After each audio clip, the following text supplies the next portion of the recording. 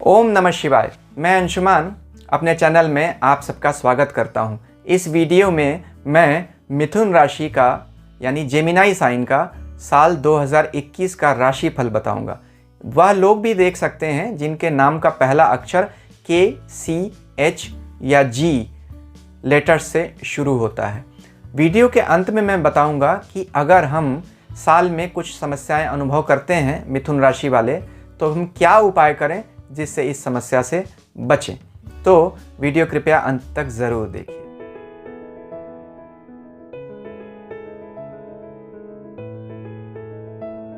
साल 2020 तो corona virus की भेंट चढ़ गया।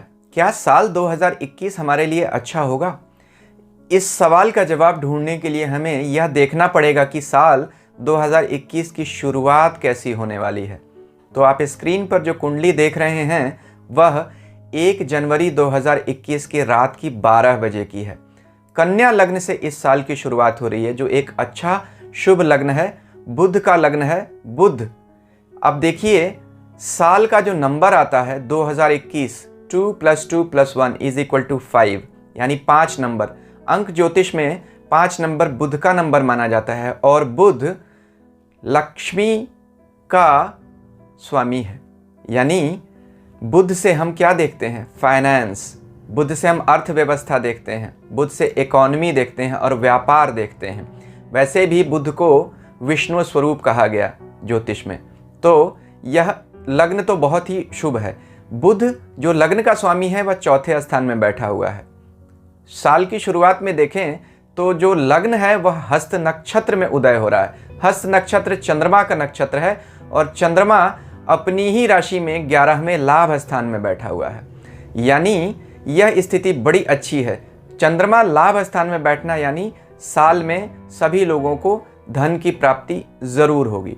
अब अगर आप देखिए तो चंद्रमा भी स्वयं पुष्य नक्षत्र में बैठा हुआ है। पुष्य एक अच्छा नक्षत्र माना जाता है व्यापार के लिए और सभी शुभ कामों के लिए। यह शनि का नक्षत्र है। शनि स्वयं मकर राशि में बैठे हुए हैं। बुध को अगर देखिए तो बुध भी पूर्वाषाढ़ा नक्षत्र में बैठे हुए हैं, जो शुक्र का नक्षत्र है। कन्या लग्न के लिए शुक्र भाग्य के स्वामी बनते हैं। तो यहाँ नक्षत्रों की स्थिति, ग्रहों की स्थिति, राशियों की स्थिति बड़ी ही अच्छी दिख रही है। इसके अलावा साल की शुरुआत में ही मंगल भी अपनी ही राशि में बैठे हुए हैं। साथ ही साथ राहु और केतु अपनी अपनी उच्च राशियों यानी वृष और वृश्चिक में बैठे हुए हैं। तो ये जो 4-5 प्रमुख ग्रह हैं उनकी स्थिति बहुत अच्छी है और सभी नक्षत्रों की स्थिति अच्छी है।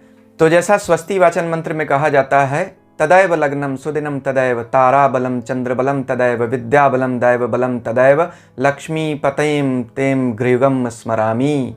यानी चंद्र का बल, तारा का बल, देवता का बल, विद्या का बल देख लीजिए। अगर लक्ष्मीपति की आराधना से, उनके नाम से सब शुरू करते हैं तो सब कुछ शुभ होता है। तो साल का शुरुआत का जो लग्न है लक्ष्मी पति का ही लग्न है और साथ में तारा का, नक्षत्र का, देवता का, चंद्रमा का, सबका बल बहुत अच्छा है। तो साल सबके लिए अच्छा जाना चाहिए।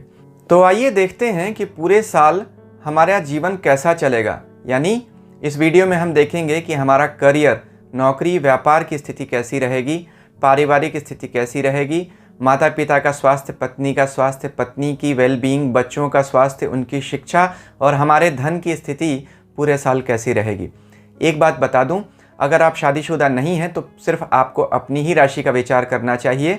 लेकिन अगर आप शादीशुदा हैं तो आपके पार्टनर की राशि पर भी आपको ज़रूर विचार करना चाहिए, क्योंकि पति पत्नी के कर्म और भाग्य आपस में जुड़ जाते हैं।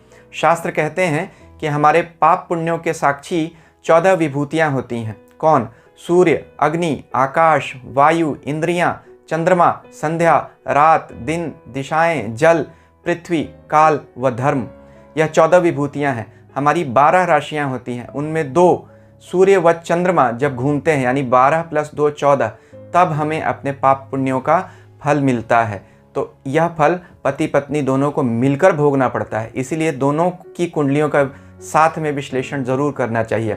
साथ ही यह भी देख लीजिए कि जो ग्रह फल हमें मिलते हैं वह महादशा, अंतरदशा व गोचर के हिसाब से मिलते हैं। तो यह वीडियो मैं गोचर के हिसाब से बता रहा हूँ। आपको अपनी महादशा का ज्ञान ज़रूर होना चाहिए, वह भी देख लें किस ग्रह की महादशा चल रही है, उसके हिसाब से भी आपको फलों में चेंजेस हो जाएंगे। साथ ही यह भी देख लीजिए कि जिस ग्रह की महादशा चल रही है या आपकी राशि का जो स्वामी है वह जिस राशि में जाता है, उस राशि में आपकी जन्म कुंडली में सर्वाष्टक वर्ग में कितने बिंदु पड़े हुए हैं। अगर 4 से ज़्यादा बिंदु हैं तो अच्छा फल होगा, 4 से कम हैं तो समस्याएं आएंगी। यह तो वो लोग विचार करते हैं जिनको कुंडली की थोड़ी जानकारी है ज्योतिष की। जिनको नहीं जानकारी है वो आराम से सिर्फ राशिफल सुन सकते हैं, कोई विचार विशेष करने की आवश्यकता नहीं है, क्योंकि यह फल तो कमोबेश सबको मिलने ही हैं। अगर आपको यह वीडियो पसंद आ रहा है तो कृपया मेरे चैनल को सब्सक्राइब कीजिए और सब्सक्रिप्शन बटन के साथ लगी घंटी को ज़रूर दबा दीजिए। मिथुन राशि वालों के लिए साल 2021 कुछ चैलेंजिंग दिखाई दे रहा है, यानी समस्याएं ज़्यादा और समाधान कम। क्या समस्याएं होंगी, कब होंगी और उनका समाधान हम कैसे करें, आइए इस पर विचार करते हैं। देखिए, मिथुन राशि वालों के लिए साल की शुरुआत में ही उनके कर्म स्थान के मालिक बृहस्पति 8वें स्थान यानी बुरे दुह स्थान में बैठे हुए हैं, तो यह कर्म के लिए अच्छी स्थिति नहीं मानी जा सकती है। हालांकि यहाँ बृहस्पति नीच भंग ज़रूर हो रहे हैं, क्योंकि शनि भी मकर राशि में ही बैठे हुए हैं 8वें स्थान में ही, लेकिन फिर भी नीच तो हुए ही हैं, भले ही नीच भंग हो रहा है। यह स्थिति किन लोगों के लिए अच्छी है? जो लोग शेयर मार्केट का काम करते हैं, जो लोग इंश्योरेंस के फील्ड में हैं या हेल्थ केयर सेक्टर से जुड़े हुए हैं, उनके लिए तो यह स्थिति बाकी लोगों के लिए फिर भी ठीक है। फिर भी उनके लिए उतना बुरा या नहीं होगा, या कुछ उनको बाकी लोगों के मुकाबले राहत रहेगी, लेकिन बाकी सब के लिए स्थितियां संघर्ष वाली ज़रूर होंगी। 5 अप्रैल 2021 को जब बृहस्पति मकर राशि से कुंभ राशि में चले जाएंगे, जो भाग्य में है मिथुन राशि वालों के लिए, तभी जाके स्थिति अच्छे से सुधरेगी, क्योंकि तब आपके कर्म स्थान का स्वामी भाग्य स्थान में बैठ जाएगा, जो एक बहुत बड़ा राजयोग कहा जाता है। तो पहले साल के पहले 3 महीने तो यह दिखा रहे हैं कि समस्याएं ज़्यादा होंगी और उनके जवाब कम होंगे। सवाल ज़्यादा, जवाब कम, समस्याएं ज़्यादा, समाधान कम। फिर भी लड़ना तो है ही, और जो लड़ेगा वह जीतेगा ज़रूर, क्योंकि स्थिति तो अप्रैल से सुधरेगी, और जब स्थिति सुधरेगी तो बहुत ही अच्छी होकर सुधर जाएगी। हाँ, राहु केतु अगर आप देखिए तो पूरे साल गोचर कर रहे हैं आपके 12वें और 6ठे स्थान से। राहु आपकी राशि से 12वें चल रहे हैं, वृष राशि में 12वें स्थान में। खर्चे बढ़ा कर रखेंगे, लेकिन जो लोग विदेश जाने के लिए इच्छुक हैं, जो कहीं पीआर के लिए ट्राई कर रहे हैं, परमानेंट रेजिडेंसी के लिए, जो विदेश में सेटलमेंट चाहते हैं, या मिथुन राशि वाले वह बच्चे जो बाहर जाकर अपना करियर बनाना चाहते हैं या पढ़ाई लिखाई भी करना चाहते हैं, उनके लिए स्थितियां बहुत ही अनुकूल हैं। लेकिन खर्चे तो बढ़े रहेंगे, बाकी सबके लिए उनको भी खर्चे बढ़ेंगे, और वैसे पूरे मिथुन राशि वाले लोगों को पूरे साल खर्चों की वजह से तंगी होती रहेगी। समस्याएं, खर्च मुंह फाड़कर खड़े रहेंगे पूरे साल। केतु का 6ठा गोचर आपके शत्रु स्थान से और आपके स्वास्थ्य के स्थान से, बीमारी के स्थान से। हालांकि ऐसा कहा जाता है कि कोई भी पाप ग्रह जब आपके 6ठे स्थान से गोचर करे तो रोग, शत्रु, ऋण का नाश करता है, लेकिन केतु के साथ यह बात थोड़ी सी एकदम से लागू नहीं होती। केतु हमें पहले फंसाता है, फिर अगर अच्छा हो तो निकालता है। तो मिथुन राशि वालों सावधान, कोई ऐसी बीमारी हो सकती है जो जल्दी पकड़ में नहीं आएगी, आपको डॉक्टर बार बार बदलने पड़ जाएंगे, इलाज बार बार चेंज करना पड़ेगा, प्रोटोकॉल चेंज हो जाएगा, डायग्नोसिस चेंज होता रहेगा, तब जाके आपको इसका हल मिलता हुआ दिखाई दे रहा है, जो केतु का स्वभाव है। केतु एक बार में कोई भी बीमारी तो पकड़ में आने ही नहीं देता है। तो राहु केतु का गोचर आपके लिए यह चैलेंजेस लेके आ रहा है। साथ में अब ये भी देखिए कि बुध जो है आपका राशि का स्वामी, वह साल में अस्त रहेगा। कितने दिन तक अस्त रहेगा? कुल 198 डेज तक अस्त होगा। अब सूर्य कभी भी बुध से जब 14 डिग्री के अंदर आ जाता है तो बुध अस्त हो जाता है। राशि स्वामी का अस्त होना अच्छी बात नहीं, लेकिन चूंकि बुध कभी भी सूर्य से 28 डिग्री से दूर जा ही नहीं सकता, तो बुध तो पूरे साल में आधे दिन तो अस्थिर रहता है, इसलिए इतनी बड़ी समस्या की बात नहीं है। लेकिन फिर भी जो तारीखें मैं बता देता हूँ उन पर आप ध्यान रखिएगा। इन तारीखों में आपको संभल कर रहने की ज़रूरत होगी जब जब बुध अस्त होगा। तो देखते हैं कि बुध अस्त कब हो रहा है। देखिए, बुध साल के शुरू में ही 8 जनवरी तक अस्त है। उसके बाद बुध 3 फरवरी से 16 फरवरी तक अस्त है। उसके बाद 31 मार्च से 28 अप्रैल तक अस्त है। फिर 1 जून से 27 जून तक अस्त है। फिर 27 जुलाई से 17 अगस्त तक अस्त है। फिर 26 सितंबर से अक्टूबर 17 तक अस्त है। फिर 13 नवंबर से 21 दिसंबर तक अस्त है। तो देखिए, इन दिनों में जब जब बुध अस्त होगा, आपको कोई भी बड़ा डिसीजन लेने से पहले सोच विचार कर लेना पड़ेगा।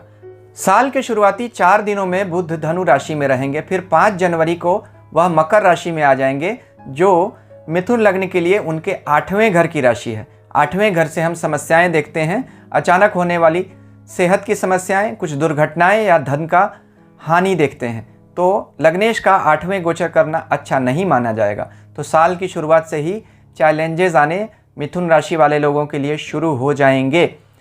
25 जनवरी को कुंभ राशि में चले जाएंगे।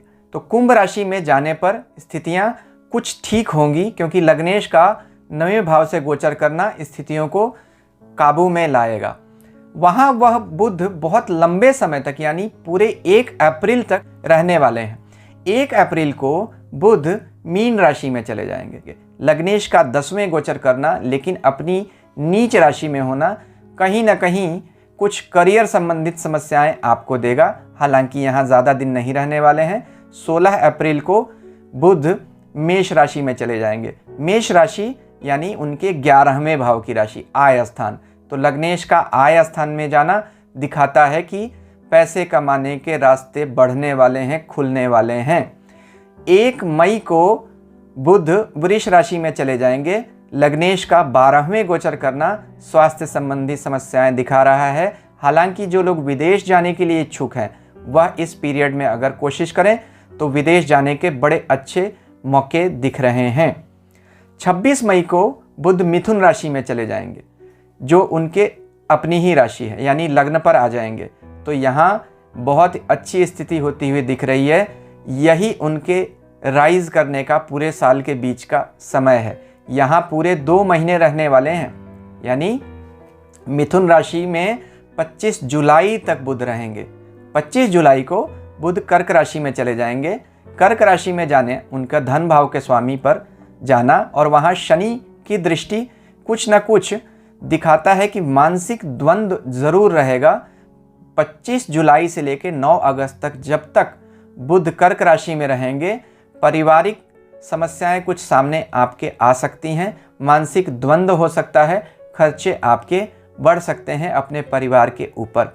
9 अगस्त को सूर्य की राशि सिंह में चले जाएंगे। वहाँ 3रे भाव में उनकी सिंह राशि आती है। यह स्थिति दिखाती है कि कुछ न कुछ काम धंधे में, खास तौर पे उन लोगों के लिए बहुत अच्छा है जो कम्युनिकेशन से जुड़ा हुआ काम करते हैं। उनके लिए यह समय बहुत अच्छा होता हुआ दिख रहा है।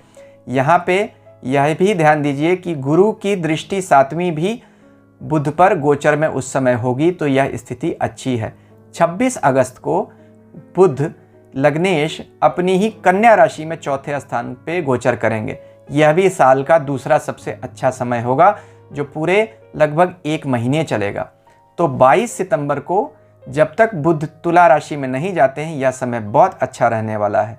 22 सितंबर को तुला राशि में जाने पर भी बुध अच्छा रिजल्ट देंगे। 5वें स्थान से बुध का गोचर, लग्नेश का 5वां गोचर, कहीं ना कहीं प्रेम संबंधों में सफलता, पढ़ाई लिखाई के लिए जो लगे हुए हैं, जो किसी कॉम्पिटिटिव एग्ज़ाम्स की तैयारी कर रहे हैं, उनके लिए पद प्राप्ति या कहीं एग्ज़ाम में आगे बढ़ने की संभावना दिखा रहा है। 21 नवंबर को बुध वृश्चिक राशि में चले जाएंगे, जहां वह केतु के साथ होंगे। यह समय कहीं से भी अच्छा नहीं है। बुध केतु का कॉम्बिनेशन और लग्नेश का 6ठे भाव रोग शत्रु ऋण से गोचर करना दिखाता है कि सितंबर, अक्टूबर और कुछ हद तक नवंबर का महीना, यह समय तो अच्छा था, लेकिन नवंबर वृश्चिक में आने के बाद जो समय होगा, यह मिथुन राशि वालों के लिए साल का सबसे खराब समय होने की संभावना दिख रही है। 10 दिसंबर को बुध धनु राशि में चले जाएंगे, जो उनके 7वें स्थान में है। वहाँ से वह लग्न को देखेंगे। इसी समय गुरु भी अपनी अच्छी राशि कुंभ में जाएंगे, जहाँ वह अच्छा रिजल्ट देंगे, क्योंकि लग्न पर उनकी 5वीं दृष्टि होगी। तो यह समय अच्छा होगा। फिर साल के अंत में 29 दिसंबर को बुध मकर राशि में चले जाएंगे। तो वर्ष 2021 में मिथुन राशि वालों के लिए कुछ समस्याएं आती हुई दिखाई दे रही हैं। अगर आप साल में कभी भी परेशान हों तो बुध के देवता यानी भगवान श्री विष्णु और श्री गणेश की पूजा करें। गणपति अथर्वशीर्ष का पाठ या श्री विष्णु सहस्रनाम स्तोत्र का पाठ आपको समस्याओं से मुक्ति दिलाएगा। साल की शुरुआत और साल का अंत खास तौर पर सावधान रहने की ज़रूरत है। तो ईश्वर हम सब का कल्याण करें। शांति ओम।